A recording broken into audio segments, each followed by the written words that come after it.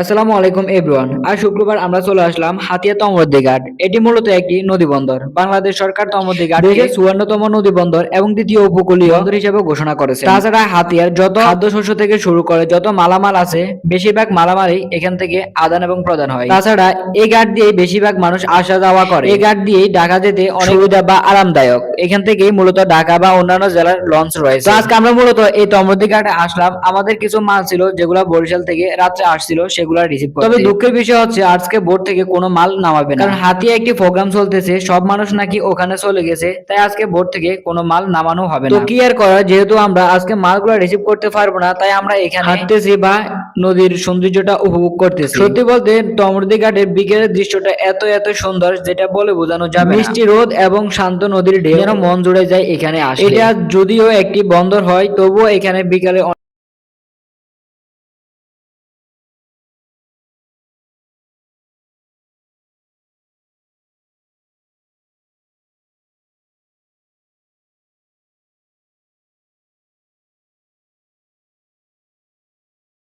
তো আজকে ভিডিওটি এ পর্যন্ত ছিল। ভালো লাগলে অবশ্যই লাইক দিবেন এবং শেয়ার করে দিবেন।